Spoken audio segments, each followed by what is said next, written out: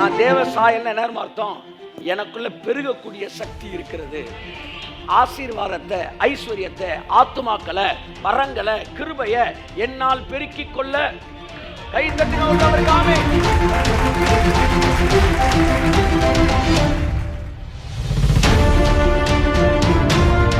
சாயல் வந்துருச்சுன்னா, சாயலை குறித்த அறிவு வந்துருச்சுன்னா உங்க ராஜ மேன்மை உங்களுக்கு திரும்ப வரும்.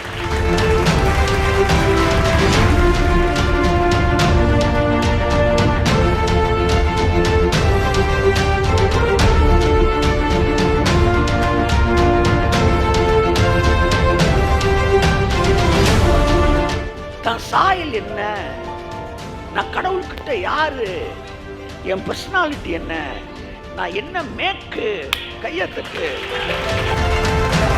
நியாயப்பிரமாணக்காரன் என்ன சொல்றானா, இந்த கண்ணாடி என் குறையெல்லாம் எனக்கு காட்டுது அப்படின்வாங்க.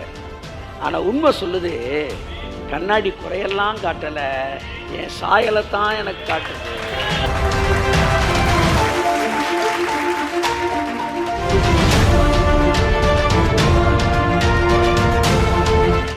நாம் தேவர்களாய் இருக்கிறோம். உங்கள் வார்த்தையினாலே இந்த இடிந்து கிடக்கிற உலகத்தை, உங்க குடும்பத்தில் இருக்கிற குறைவுகளை நீங்க பேசும்போது அது நேர்மறையாய் மாறும். காரணம், நான் தேவனாய் இருக்கிறேன். ஒரு வசனத்தை வாசிப்போம். யாக்கோபு 1ஆம் அதிகாரம் 19, 20, 22, 23, 24, 25. ஆகையால் என் பிரியமான சகோதரரே, யாவரும் கேட்கிறதற்கு தீவிரமாயும் பேசுகிறதற்கு பொறுமையாயும் கோபிக்கிறதற்கு தாமதமாயும் இருக்க கடவர்கள். ஆமென். மனுஷனுடைய கோபம், எல்லாம் சொல்லுங்க, எல்லாம் சொல்லுங்க, மனுஷனுடைய கோபம். பக்கத்துல பார்த்து சொல்லுங்க, கோபம். அடுத்து தேவனுடைய நீதியை, எல்லாம் சொல்லுங்க, தேவனுடைய நீதியை. எல்லாம் சொல்லுங்க, மனுஷனுடைய கோபம், தேவனுடைய நீதினா என்ன? எல்லாம் சொல்லுங்க. பரிசுத்தமா வாழணும் சொல்லுங்க, ஒழுங்கா இருக்கணும் சொல்லுங்க, கற்புள்ளவர்களா நடக்கணும், அப்புறம் என்ன செய்யறது, நல்லா ஜெபிக்கணும், பைபிள் வாசிக்கணும், காணிக்கை கொடுக்கணும், தசமாவை கொடுக்கணும், வேலையை நல்லா செய்யணும், தேவனுக்கு பிடிச்ச மாதிரி வாழணும்.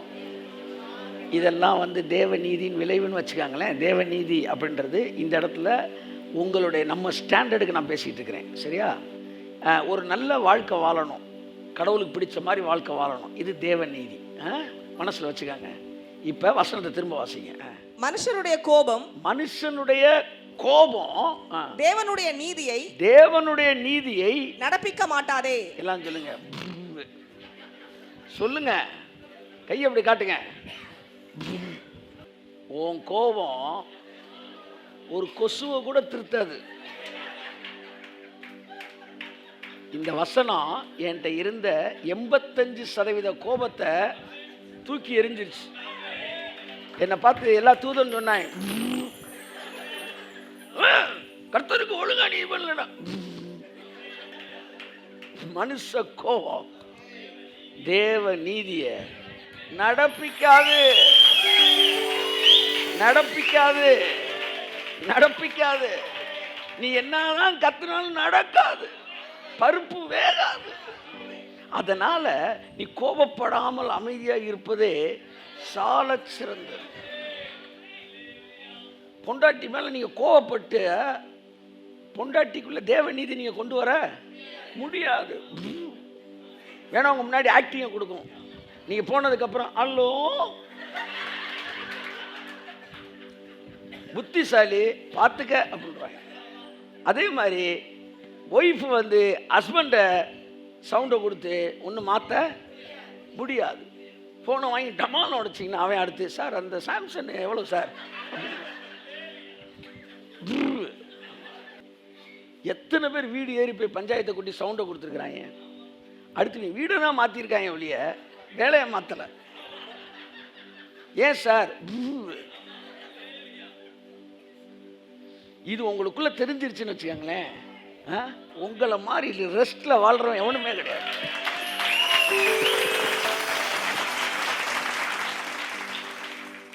நீங்க கண்டிச்சா கூட எமோஷன் ஆகாம பிரஷர் ஏறாம தான் கண்டிப்பீங்க. அதெல்லாம் இருக்காது. பார்த்துக்க, உனக்கு ஒரு மரியாதை இருக்கு, உனக்குன்னு ஒரு இது இருக்கு, டிக்னிட்டி இருக்கு, மெயின்டைன் பண்ணிக்க. அசிங்கப்படுத்திடாத. நீ அசிங்கப்பட்டா கூட நான் அசிங்கப்பட மாட்டேன். என்ன தேவன் ஆசிரியர் அப்படின்ற லெவலில் நீங்கள் பாட்டிருவீங்க. ஏன்னா ஒன்று தெரியும், மனுஷ கோபம் தேவ நீதியை நடப்பிக்க மாட்டாது. கையை தட்டு. இந்த வசனம் மட்டும் ஒரு 10 வருஷத்துக்கு முன்னாடி தெரிஞ்சிருந்தா எவ்வளோ இடத்துல கோவப்படாமல் இருந்திருப்போம். நான் கர்த்தருக்காக கோவப்படுறேன்பா. உன்னை யார் தங்கம் கோவப்பட சொல்லுது? உன்னை யாரு செல்லம் கத்த சொன்னது?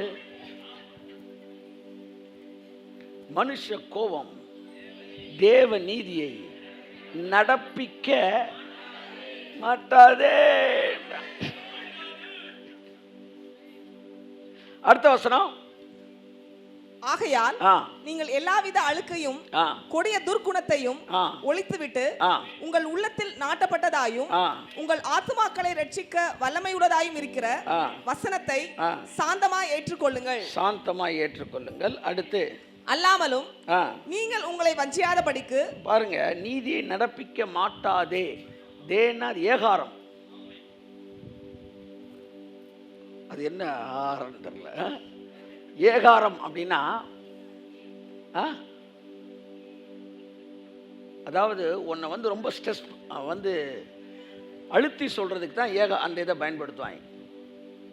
ஒருவனே ஒரே பலியினாலே ஒருவனே அந்த மாதிரி நடப்பிக்க மாட்டாதே அப்படின்னா அதுக்கு சான்ஸே இல்லை. It is impossible. It is impossible. அதனால ரொம்ப கோவப்படாதீங்க. பக்கத்தில் தட்டி சொல்லுங்க, கோவப்படாதீங்க. நீங்க கோவப்பட்டு யாருக்கு எந்த புண்ணியமும் இல்லை. மனுஷ கோபம் சொல்லுங்க தேவ நீதியை நடப்பிக்க. அடுத்து வாசிங்க. அல்லாமலும் நீங்கள் உங்களை வஞ்சியாதபடிக்கு. நீங்கள் எல்லாம் சொல்லுங்க, உங்களையே ஏமாத்தாதபடிக்கு. எல்லாம் என்ன பாருங்க, உங்களை இன்னொருத்தன் ஏமாத்தினா அது நியாயம். கொடுமை என்னன்னா உங்களை நீங்களே ஏமாத்திக்கிறது. உங்களை நீங்களே. வாரம் வாரம் சர்ச்சுக்கு வரேன் சார், 20 வருஷமா வரேன், என் வாழ்க்கையில் ஒண்ணுமே நடக்கலை. யார் ஏமாத்தினது? நீங்களே உங்களை. கொஞ்ச நேரத்துக்கு தசமபாகம் பேசுனேன்ல, அப்படின்னா என்ன அர்த்தம்? இல்லை இல்லை அப்படின்னா பார்ப்போம்யா, பண்ணுவோம்யா, மாட்டோம்னா சொல்கிறோம். அப்புறம் ஒரு 10 வருஷம் கழிச்சு என்ன பண பிரச்சனை அப்படியே தானே இருக்கு. யாரும் ஒன்று ஏமாத்தலை, நீ தான் ஒன்று ஏமாத்திருக்க. அந்த காலத்தில் ஸ்கூலில் வாத்தியாரெலாம் சொல்லுவாங்க தெரியுமா, தம்பி நீ என்ன ஏமாத்தலை, ஒன்னே ஏமாத்திக்கிட்டு இருக்கு. அதுக்கு அர்த்தமே தெரில. அப்புறம் +2 ரிசல்ட் வரும்போது தான் நமக்கு அர்த்தம். ஸோ உங்களை நீங்களே வஞ்சியாதபடிக்கு திருவசனத்தை எல்லாம் சொல்லுங்க, கையப்பட சொல்லுங்க, கேட்கிறவர்களாய் மாத்திரம் அல்ல அதன்படி செய்கிறவர்களாயும். வசனத்தை கரெக்டாக என்ன குழப்பி விடாங்க ஏதாவது சொல்லி. அதன்படி செய்கிறவர்களாயும் இருங்கள். கை தட்டுங்க ஒரு அவருக்கு. ஆமென். அதன்படி செய்கிறவர்கள் தானே இருக்கு. ஆமா, அதன்படி செய்கிறவர்களாயும் இருங்கள். ஆமா, இருங்கள். எண்ணத்தினாலெனில். அடுத்து, ஒருவன் திருவசனத்தை கேட்டும் அதன்படி செய்யாதவனானால் கண்ணாடியிலே தன் சுவாப முகத்தை பார்க்கிற. கண்ணாடியில் இன்னைக்கு எதை நான் பேச போறேன் உங்களுக்கு. தன் சுவாப முகத்தை பார்க்கிற மனுஷனுக்கு ஒப்பாயிருப்பான். மனுஷனுக்கு ஒப்பாயிருப்பான். யாரெல்லாம் காலையில் கண்ணாடியை பார்த்துட்டு வந்திருக்கீங்க? ஆமே, கண்ணாடியை பார்க்கிற சுவாப மனுஷன். பரவாயில்ல, 10 பேர் கண்ணாடியை பார்க்காம வந்திருக்கிறீங்க. சுவாப மனுஷனுக்கு ஒப்பாக இருப்பான். அவன் தன்னைத்தானே பார்த்து அவ்விடம் விட்டு போன உடனே தன் சாயல் இன்னதென்பதை மறந்து விடுவான். தன் சாயல் எல்லாம் சொல்லுங்க. ஆமென். உங்களுடைய சாயல், என்னுடைய சாயல், தன் சாயல் மனிதனுடைய மிகப்பெரிய ஒரு சாபக்கேடு. தன்னுடைய சாயல் இன்னது என்பதை அவன் மறந்து போகிறான். மனிதன் தன்னுடைய சாயலை மறந்து போவதே அதனுடைய சாபங்களுக்கு காரணம். விக்டோரியா மகாராணி வீட்டில் நீ பிறந்திருக்கலாம், ஆனால் நீ மென்டலாக இருந்தேன்னு வச்சுக்கவே, ரோட்டில் ஓரமாக நின்றுக்கிட்டு இருக்கும்போது டக்குன்னு கார் கதவை திறந்து வேகமாக ஓடி போய் தெருவில் விற்கிற பணியாரத்தை சட்டிக்குள்ளே கையை விட்டு எடுத்து தின்னுட்டு இருப்ப. இன்னைக்கு பாவத்துக்கு நாக்க தொங்க போட்டு அலைகிறதெல்லாம் அதுக்கு காரணம் என்னன்னா, தான் சாயல் என்ன, நான் கடவுள்கிட்ட யாரு, என் பர்சனாலிட்டி என்ன, நான் என்ன மேக்கு கையத்துக்கு என்பது தெரியாதுதான். சாயலை மறந்துட்டா பொம்பளை பிள்ளை ஆம்பளை பையன் மாதிரி, ஆம்பளை பையன் பொம்பளை பிள்ளை மாதிரி எல்லாம் ஒரே மாதிரி தான் என்ன செய்யறாங்க, இருக்கிறாங்க.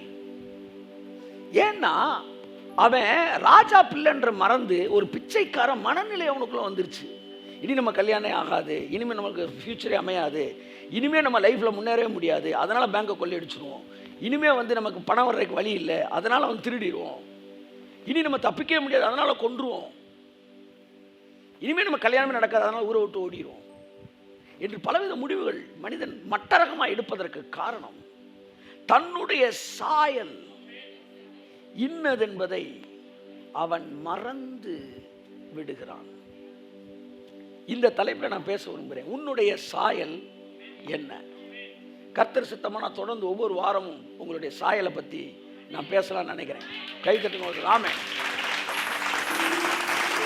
என் சாயல் என்ன சொல்லுங்க. ஹல்லேலூயா. மனுஷன் தன் சாயல் என்ன என்பதை மறந்து விடுகிறான். ஆனால் ஆவியானவரோ நம்முடைய சாயலை நமக்கு நினைப்பூட்டுகிறார். கரங்களை தட்டி கர்த்தருக்கு நன்றி சொல்லுவோம். ஆமென்.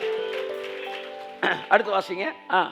சுயாதீன பிரமாணமாகிய பூரண பிரமாணத்தை உற்று பார்த்து, பூரண பிரமாணத்தை உற்று பார்த்து. எல்லாரும் என்ன பாருங்க, பைபிள்ல எல்லாம் என்ன பாருங்க சொல்லுங்க. பைபிள்ல நிறைய பிரமாணம் இருக்கு.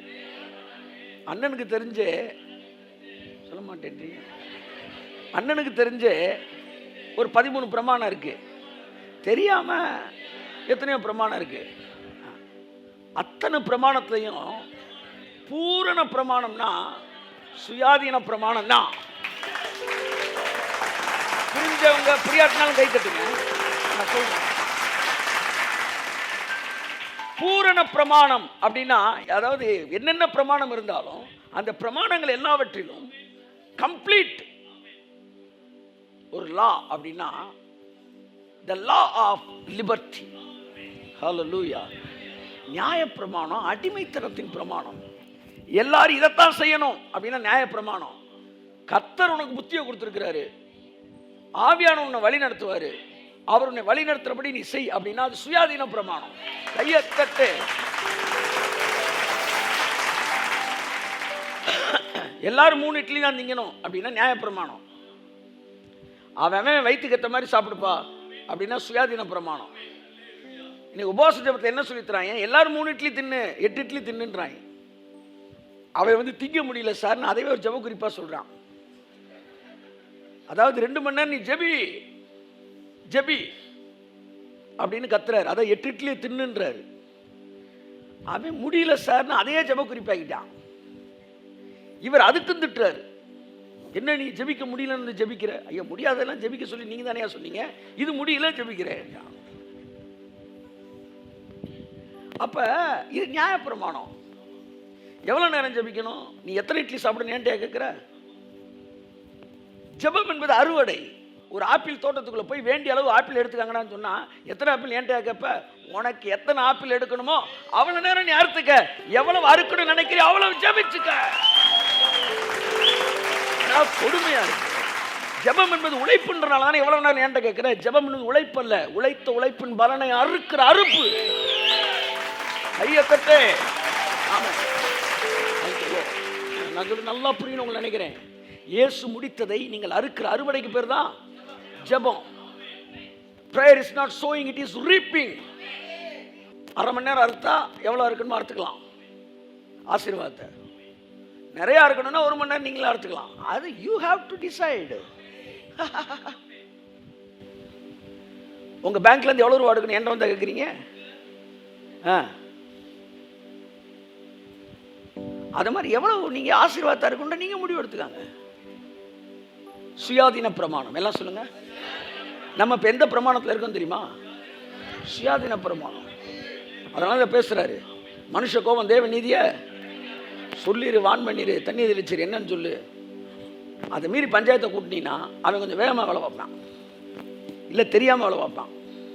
இதான் நடக்கும். சரி, அப்போ அவனுக்கு போதிக்க வேணாமா? உன் பிள்ளைகள் கர்த்தரால் போதிக்கப்பட்டு இருப்பார். இந்த பேண்ட்டு வேண்டாம்னு நினைக்கிறேன் தம்பி அப்படின்னு நான் சொன்னேன்னு வச்சுக்காங்களேன், அதை மீறி அவன் போட்டான்னா கூட அந்த பேண்ட் போட்டது தப்புன்னு அவனுக்கு ஃபீல் பண்ண வைப்பார். ஆமாம், ஒரு தம்பி அப்படி தான் சொல்லிட்டு அன்றைக்கி போனால் அந்த பேண்ட்டை கிழிஞ்சிருச்சு. காலையில் நீங்கள் சொன்னீங்க, அதை சொல்லி மீறி போட்டு போனேன், இப்படி ஆகி போச்சு. நான் போதிக்கலை, நான் கத்தலை, சவுண்டை கொடுக்கல, வேணான்னு நினைக்கிறேன், அவ்வளோதான் சொன்னேன். அப்போ அவனுக்கு போதிச்சது யார்? கர்த்தரால் போதிக்கப்பட்டிருப்பார். உங்கள் பிள்ளைய கர்த்தர் கேர் எடுத்துருவார், கரெக்டாக சொல்லி கொடுத்துருவார். அவனுக்கு என்ன ஸ்டைல் பிடிக்குதோ அந்த ஸ்டைலில் சொல்லி கொடுத்துருவார். கடவுளுடைய கோஆப்ரேஷன் நமக்கு தேவை. கடவுள் இல்லாமல் நீங்களும் அவனை வேலை பார்க்கவே முடியாது. அதனால் சுயாதீன பிரமாணத்தை ரொம்ப கேர்ஃபுல்லாக அவங்கள சுற்றி நீங்கள் வச்சுக்கிட்டே இருக்கணும். யாரையும் அடிமைத்தனப்படுத்த முடியாது நம்ம. ஆமாம், இந்த உலகத்தில் நீங்கள் யாரையுமே அடிமைப்படுத்த முடியாதுங்க. உங்கள் பொண்டாட்டிய, உங்கள் பிள்ளைய யாரையுமே அடிமைப்படுத்த முடியாது. போடான்ட்டு போயிடுவான், யாரையும் அணின்றான் பையன் கூட. ஆனால் நீங்கள் அவனை நேசிப்பதன் மூலமாக அவனை உங்களை அடிமையாகவே மாற்றிடலாம், அடிமையாகவே மாற்றிடலாம். இந்த கரெக்ஷன் பண்ணுறது, போதிக்கிறது எல்லாமே செய்யணும், செய்யக்கூடாதுன்னு சொல்லலை. மாம்ச கோபம் கலந்துராமல் செய்யணும், அவ்வளோதான். எல்லாத்தையும் செய்யணும். சொல்லுங்க, மாம்ச கோபம் மிக்ஸ் ஆகாமல் செய்யணும்.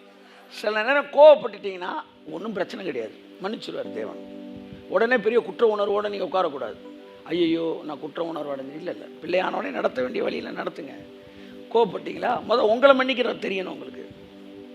என்ன தேவன் மன்னிப்பாடுறா, ரைட்டு, அந்த மன்னிப்புக்குள்ளே நீங்கள் வரணும். அடுத்த முறை இன்னும் பெட்டராக ஹேண்டில் பண்ணுறேன் அப்படின்னு முடிவை நீங்கள் எடுக்கணும். உங்களை சுற்றி ஒரு பரலோகம் சிருஷ்டிக்கப்படுவதை பார்ப்பீர்கள். சரி, இது வேற பேக்கேஜ், இதை விட்டுருவோம்.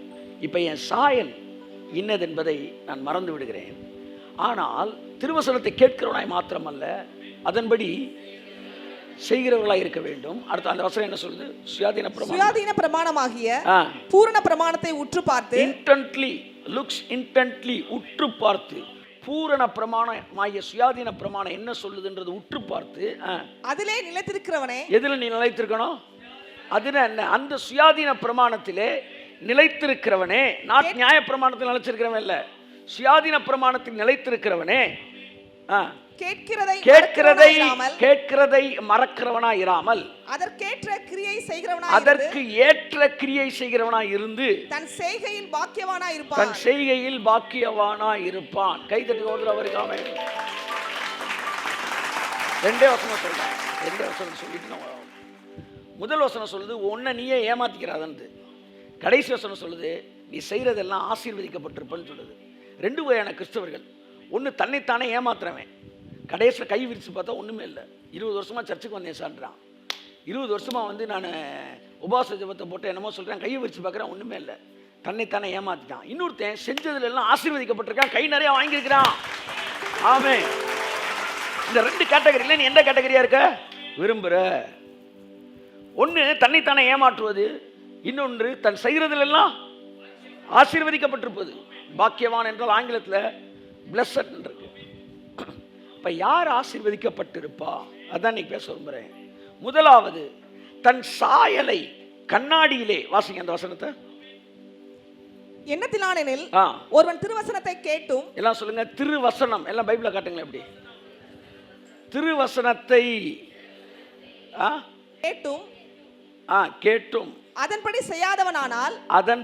செய்யாதவனானால் கண்ணாடியிலே தன் சுவாவ முகத்தை பார்க்கிற மனுஷனுக்கு ஒப்பாயிருப்பான். எல்லாம் அப்படி காட்டுங்க. இது கண்ணாடி, எல்லாம் தூக்கி காட்டுங்க. கண்ணாடி கொண்டு வந்திருக்கீங்களா? கண்ணாடியிலே என்ன சொல்லுங்க, இந்த கண்ணாடி எதை காட்டுதான்? என் சுபாவத்தை காட்டுது, அதாவது என் சாயலை காட்டுது. எல்லாம் சொல்லுங்க. இந்த கண்ணாடி, இதை கண்ணாடின்னு எல்லாருமே ஏற்றுக்கிறாங்க. நியாயப்பிரமாணத்துக்காரங்களும் ஏற்றுக்கிறாங்க, நம்மளும் ஏற்றுக்கிறோம். ஆனால் நியாயப்பிரமாணக்காரன் என்ன சொல்கிறான்னா, இந்த கண்ணாடி என் குறையெல்லாம் எனக்கு காட்டுது அப்படின்வாங்க. ஆனால் உண்மை சொல்லுது, கண்ணாடி குறையெல்லாம் காட்டலை, என் சாயலை தான் எனக்கு காட்டுது. கையேத்தட்டு. ஆமாம், நம்பர் 1 இங்கே நான் மாறுபடுறேன். என்னை எனக்கு காட்டி அப்படின்னா என் தப்பெல்லாம் எனக்கு காட்டுறதுக்கு இல்லை இந்த கண்ணாடி. ஏன்னா பைபிள் இந்த இடத்துல உன் குறைவுகளை காட்டி அப்படின்னு இல்லை, உன் சாயலை உனக்கு காட்டி. கையத்தட்டு. நல்லா நல்லா என் சாயலை காட்டுகிற கண்ணாடியே. அல்லேலூயா சொல்லுங்களேன். உங்க கையில ஒரு கண்ணாடி இருக்கு சார். இந்த கண்ணாடி நீங்க யாரு, உங்க ரியாலிட்டி என்ன, உங்க ரெஸ்பான்சிபிலிட்டி என்ன என்கிற கண்ணாடி, என்கிற சாயலை காட்டக்கூடிய கண்ணாடி. நம்பர் 1 குறைகளை காட்டும் கண்ணாடி அல்ல, இது சாயலை காட்டுகிற கண்ணாடி. இந்த சாயலை நீங்க பார்த்துட்டு இதுதான் நான் என்பதை நீங்க கண்டுபிடிச்சிட்டு அந்த சாயலை மறக்கவே கூடாது, மறக்கவே கூடாது. ஒரு திருடன் என்ன செஞ்சிட்டான், ரட்சிக்கப்பட்டு என்னவாயிட்டான், போலீஸ் வேலைக்கு போய் சேர்ந்துட்டான். வேலை பரீட்சை எழுதி போலீஸ் ஆயிட்டான். போலீஸ் வேலையில் போயிட்டு இருக்கும்போது விசில் ஊதுனோன்னு இவன் ஓட ஆரம்பிச்சிட்டான். என்னடா இருடா அப்படின்னா, என்ன சாரி, ஏன் சாயல் என்னன்ற மறந்துட்டான். அப்புறம் தான் கண்ணாடியை பற்றி நம்ம தான்டா police.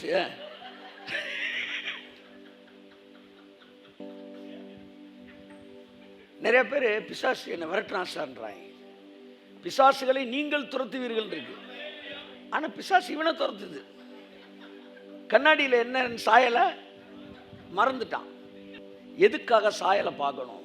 Number 1 reality and responsibility. இது ரெண்டையும் உங்களுக்கு தெரிஞ்சுக்கணும். என் ரியாலிட்டி என்ன, என்னுடைய ரெஸ்பான்சிபிலிட்டி என்ன, இதை ரெண்டையும் இந்த கண்ணாடி எனக்கு காட்டி கொடுக்குது.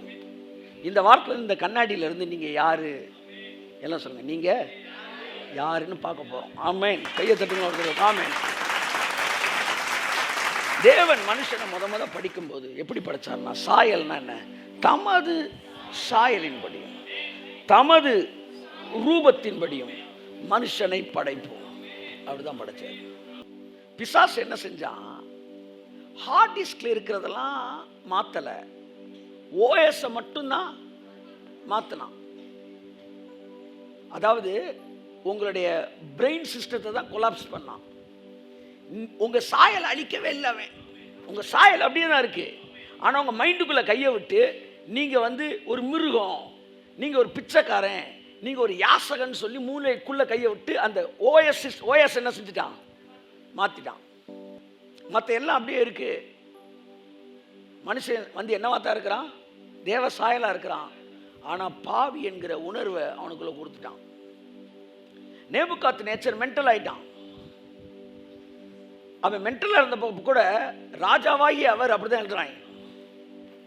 சொஸ்த புத்தி இல்லாதவராய் இருந்தார். அவருக்கு மூளை தான் மாறி இருக்கு, ஆனால் அவர் ராஜா தான். ஆமேன். நான் யாரு, நான் ராஜா. நான் யாரு, நான் ராஜா.